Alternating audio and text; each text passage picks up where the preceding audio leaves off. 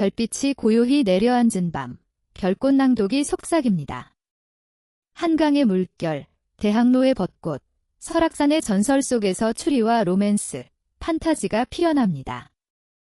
이 아늑한 다락방에서 당신의 마음을 흔드는 이야기를 함께 들어볼까요? 안녕하세요. 운명의 시를 따라가는 지아기 숨입니다.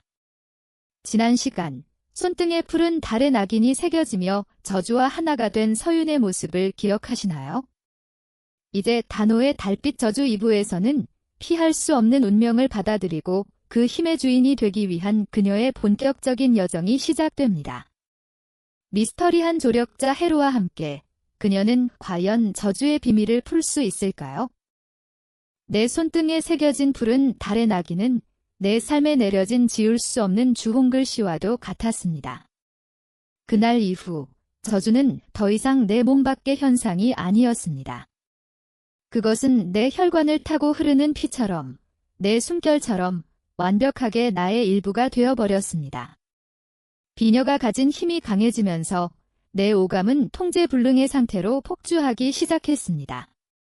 도서관의 책장 넘기는 소리는 마치 천둥소리처럼 고막을 찢을 듯이 울렸고, 길거리 사람들의 평범한 대화 소리는 수백, 수천 개의 날카로운 바늘이 되어 내 머릿속을 쑤시는 듯 했습니다. 눈을 감아도, 떠도, 시도 때도 없이 기이한 환영들이 눈앞을 스쳐 지나갔습니다. 슬픔에 잠긴 얼굴들, 분노에 일그러진 형상들, 그리고 정체 모를 검은 그림자들이 끊임없이 눈앞에 나타났다 사라지기를 반복했습니다. 가장 고통스러운 것은 귓가에 맴도는 속삭임이었습니다. 이제 그 목소리는 하나가 아니었습니다. 수십, 수백 개의 목소리가 뒤섞여 알아들을 수 없는 말들을 쏟아냈습니다. 그들의 원망, 슬픔, 그리고 굶주린 욕망이 끈적한 거미줄처럼 내 정신을 올가매고 있었습니다. 저는 더 이상 일상생활을 유지할 수 없었습니다. 밥을 먹을 수도, 잠을 잘 수도, 심지어는 한 줄의 글을 읽을 수도 없었습니다. 내 세계는 온통 혼돈과 소음, 그리고 공포로 가득 차 버렸습니다. 이러다가는 정말 미쳐버릴지도 모른다는 생각에 저는 마지막 희망을 걸고 해루에게 연락했습니다. 해루는 나를 경주의 한적한 숲속에 위치한 낡았지만 정갈한 그의 거처로 데려갔습니다. 그곳은 바깥 세상의 소음이 전혀 들리지 않는 고요한 공간이었습니다. 그는 창백하게 질린 내 얼굴을 잠시 바라보더니 낮은 목소리로 말했습니다. 힘이 폭주하고 있군요. 아가씨의 영혼이 아직 비녀의 힘을 감당하지 못하고 있는 것입니다. 이대로 두면 얼마 지나지 않아 아가씨의 정신은 산산조각 나버릴지도 모릅니다. 그의 말은 냉정했지만 그의 눈빛에는 깊은 염려가 담겨 있었습니다. 그는 내게 따뜻한 차를 한 잔 건네며 해결책을 제안했습니다.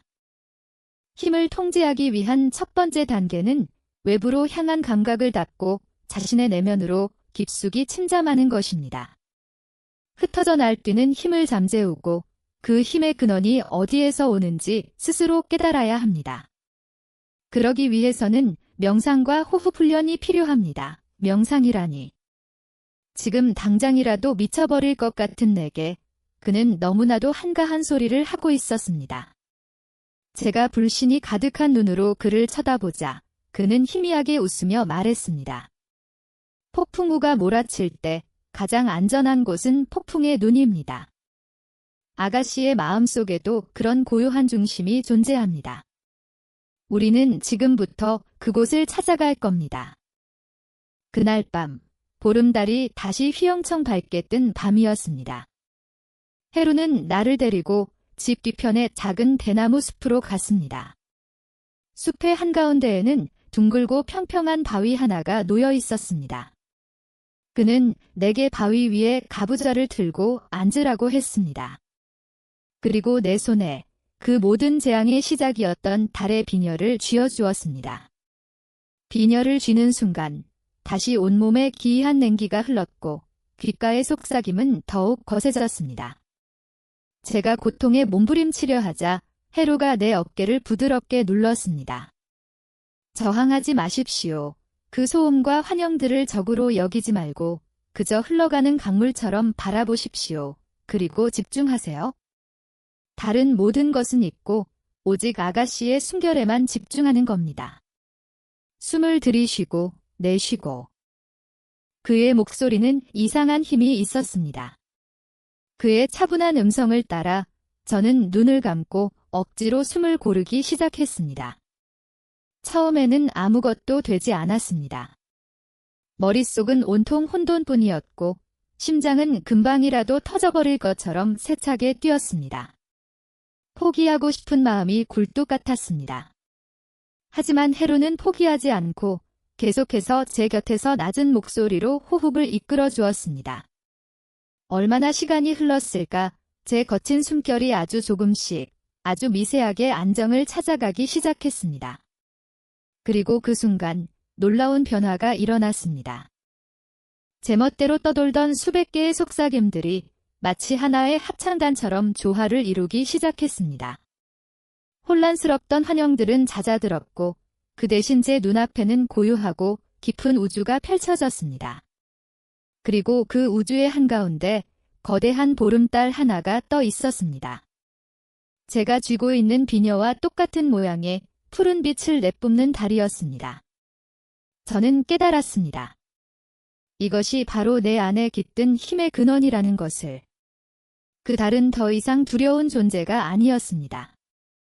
오히려 오랫동안 잃어버렸던 나의 일부를 되찾은 듯한 기묘한 평온함과 완전함이 느껴졌습니다. 흩어져 있던 감각들이 비로소 하나로 모이는 순간이었습니다. 저는 처음으로 이 저주가 나를 파괴할 수도 있지만 동시에 나를 더 강하게 만들어줄 수도 있다는 가능성을 어렴풋이 느끼게 되었습니다.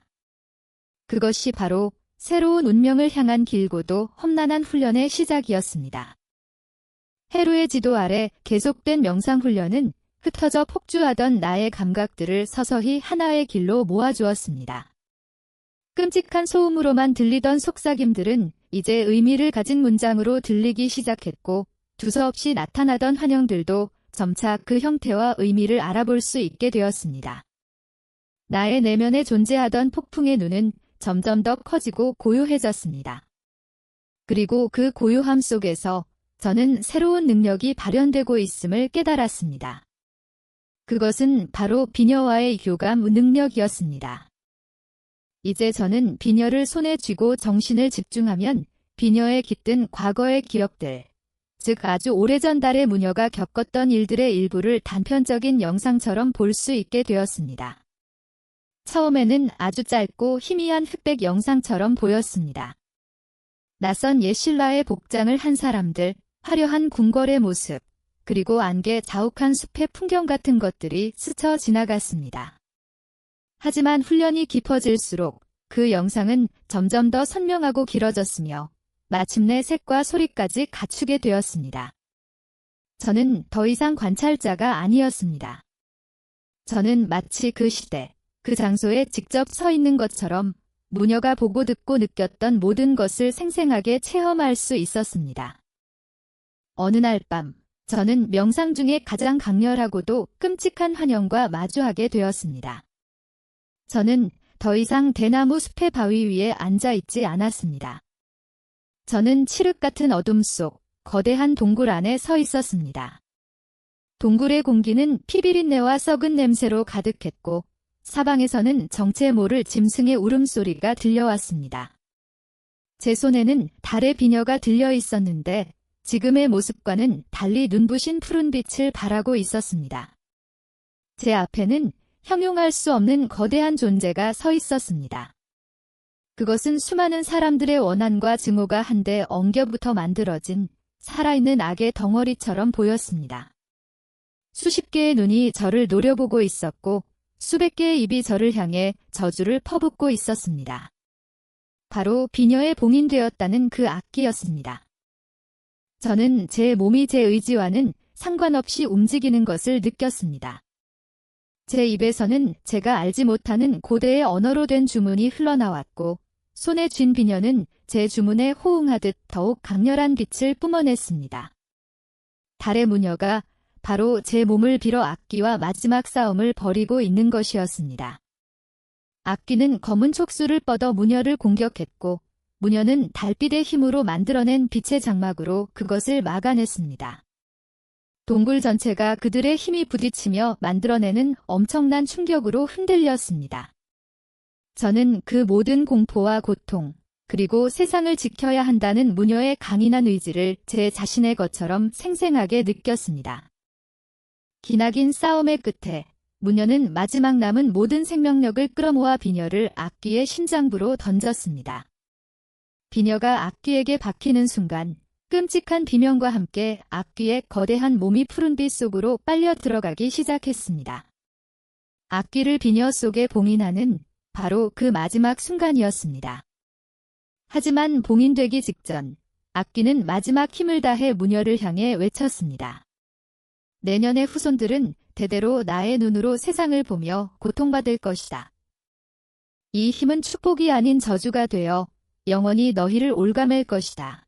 그 저주의 목소리가 제 뇌리에 깊숙이 박히는 순간 저는 환영에서 깨어났습니다. 온몸은 식은땀으로 흠뻑 젖어 있었고 심장은 격렬하게 뛰고 있었습니다. 저는 그제야 모든 것을 깨달았습니다. 헤루가 말했던 전설은 모두 사실이었습니다. 하지만 제가 환영 속에서 본 것은 그것이 전부가 아니었습니다. 악귀의 저주가 쏟아지는 바로 그 순간 저는 무녀의 마지막 생각, 그녀의 마지막 목소리를 들었습니다. 그녀는 고통 속에서도 아주 희미하게, 하지만 단호하게 속삭였습니다. 아니, 이 힘은 저주가 아닌 축복이 될 것이다.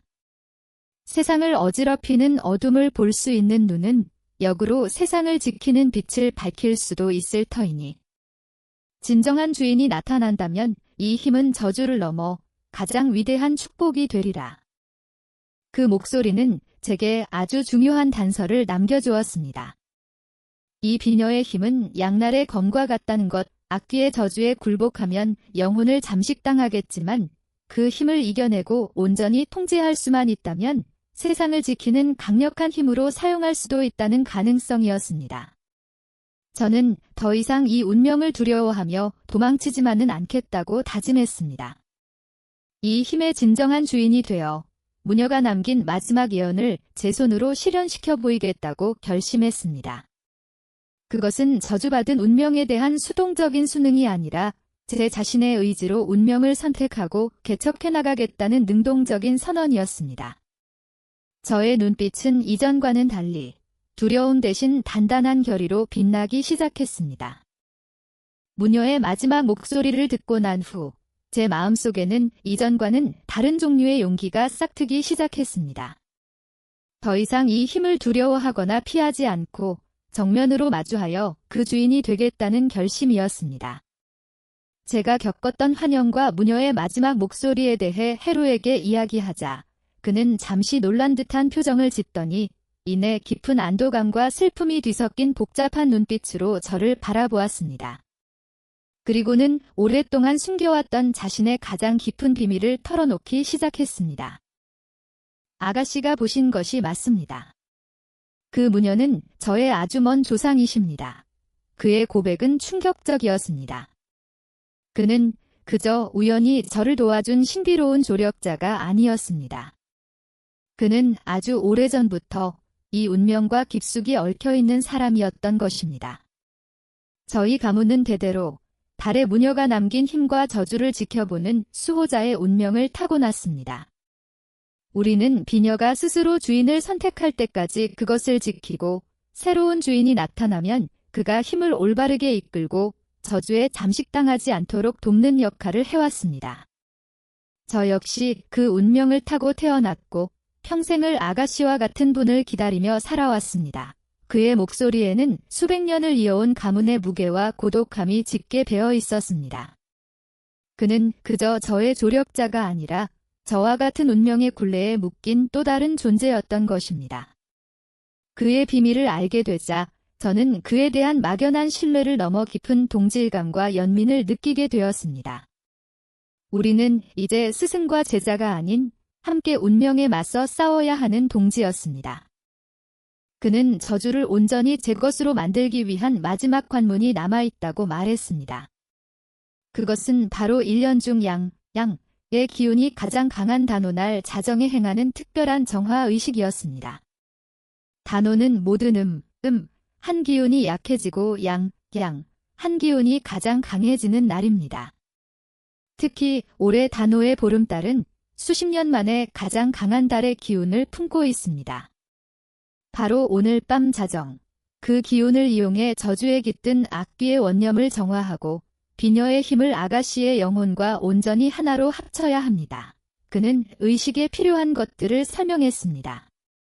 양기를 품은 창포와 쑥, 그리고 무녀의 후손인 자신의 피 몇 방울, 그리고 가장 중요한 것은 저주를 이겨내고 힘의 주인이 되겠다는 저 자신의 강한 의지였습니다. 우리는 의식을 준비하기 시작했습니다. 하지만 우리가 움직이기 시작하자 우리를 둘러싼 세상의 공기 또한 미묘하게 변하기 시작했습니다. 비녀 속에 봉인된 악귀가 우리의 계획을 알아챈 것입니다.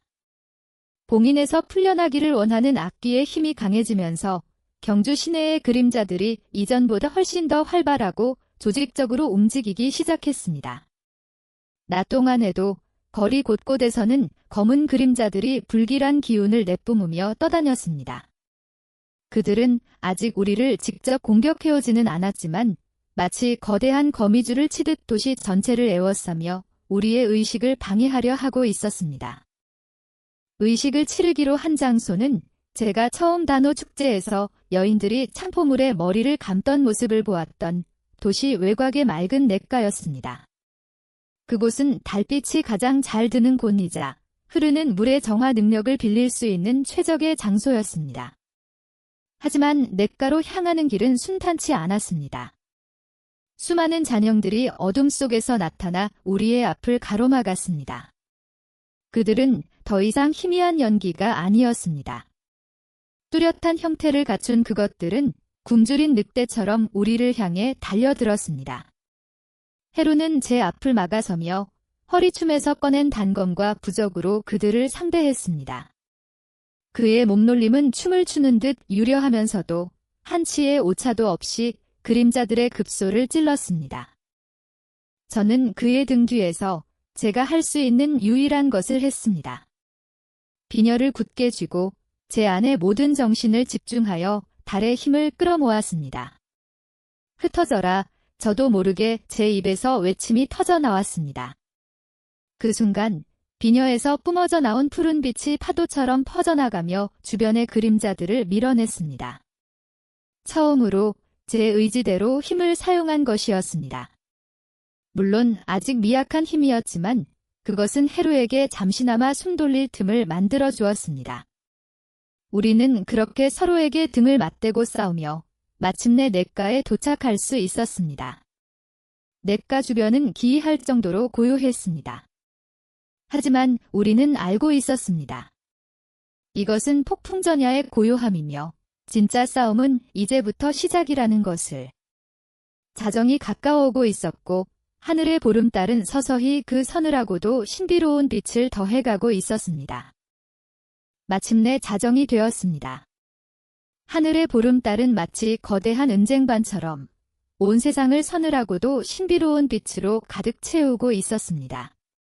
냇물은 달빛을 받아 은가루를 뿌린 듯 반짝였고 주변의 공기는 팽팽한 긴장감으로 가득했습니다. 헤루는 냇가 중앙의 평평한 바위 주위에 쑥과 창포를 이용해 고대해진 진을 그렸습니다. 그리고는 자신의 손가락을 단검으로 살짝 베어 피 몇 방울을 진의 중심에 떨어뜨렸습니다. 그의 피가 땅에 닿는 순간 진 전체에서 희미한 푸른 빛이 피어올랐습니다. 그것은 악한 기운의 접근을 막는 강력한 결계였습니다. 이제 시간이 되었습니다. 들어가십시오, 서윤 아가씨. 그리고 기억하십시오.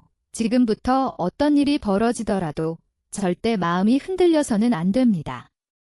아가씨의 의지가 가장 강력한 무기입니다. 저는 결심을 굳힌 채 신발을 벗고 차가운 냇물 속으로 들어갔습니다. 그리고는 진의 한가운데에 조용히 무릎을 꿇고 앉았습니다. 해루의 지시에 따라 저는 달빛을 가득 머금은 창포물로 머리부터 발끝까지 천천히 몸을 씻어내렸습니다. 창포의 맑고 서늘한 기운이 제 몸속의 혼탁한 기운을 씻어내리는 듯 했습니다. 이것이 바로 저주를 정화하고 비녀의 힘을 온전히 받아들이기 위한 마지막 관문, 정화의식의 시작이었습니다. 제가 눈을 감고 명상에 잠기려던 바로 그 순간, 주변의 어둠 속에서 수많은 그림자들이 모습을 드러냈습니다. 그들은 해루가 쳐놓은 결계 주변을 맴돌며 굶주린 짐승처럼 울부짖었습니다. 그들의 울음소리는 제 정신을 흐트려 놓으려는 악기의 발악이었습니다.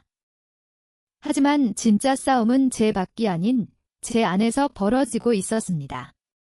의식이 깊어질수록 제 마음속 가장 깊은 곳에서 악기의 목소리가 직접 말을 걸어오기 시작했습니다. 그 목소리는 이전의 혼란스러운 속삭임이 아니었습니다. 아주 매혹적이고 거부할 수 없는 힘을 가진 목소리였습니다. 어리석은 것 고작 저런 풋내기에 말을 믿는 것이냐? 너는 나를 억누르려 하지만 나와 너는 이미 하나다. 나를 받아들여라. 나와 하나가 되면 인간의 한계를 뛰어넘는 신과 같은 더 큰 힘을 주겠다. 세상을 내 발 아래에 무릎 꿇게 만들어 주마. 아끼는 제 마음속의 가장 깊은 욕망, 인정받고 싶고 강해지고 싶었던 저의 나약한 부분을 정확히 꿰뚫어보고 유혹해왔습니다. 그 유혹은 너무나도 달콤해서 순간적으로 제 마음이 흔들렸습니다. 아끼는 제 마음이 흔들리는 틈을 놓치지 않고 제게 환영을 보여주기 시작했습니다. 제가 그토록 원했던 학계의 모든 주목을 받으며 성공한 고고학자가 된 저의 모습. 저를 무시하고 비웃었던 사람들에게 통쾌하게 복수하는 저의 모습. 그리고 마침내 해루마저 제 발 아래에 무릎 꿇고 저의 힘을 경배하는 모습까지. 그 모든 환영은 너무나도 생생하고 강렬해서 저는 거의 넘어갈 뻔했습니다. 하지만 바로 그 순간 제 귓가에 또 다른 목소리가 들려왔습니다. 그것은 바로 환영 속에서 들었던 달의 무녀의 목소리였습니다. 기억하거라. 힘은 지배하기 위해 존재하는 것이 아니라 지키기 위해 존재하는 것이다. 가장 강한 힘은 파괴가 아닌 사랑에서 비롯되는 법. 무녀의 목소리는 제 정신을 번쩍 들게 만들었습니다. 저는 눈앞의 달콤한 유혹을 향해 마음속으로 단호하게 외쳤습니다. 사라져라. 나는 너의 주인이 될지언정 너의 노예가 되지는 않겠다. 이 힘은 너의 것이 아니라 바로 나의 것이다. 저의 강한 의지가 악귀의 유혹을 밀어내는 순간 손에 쥔 비녀에서 폭발적인 푸른빛이 뿜어져 나왔습니다. 그 빛은 제 몸 전체를 감싸고 주변의 어둠과 결계를 위협하던 모든 그림자들을 한순간에 소멸시켜 버렸습니다. 마침내 모든 것이 고요해졌습니다. 의식이 끝난 것입니다. 저는 천천히 눈을 떴습니다.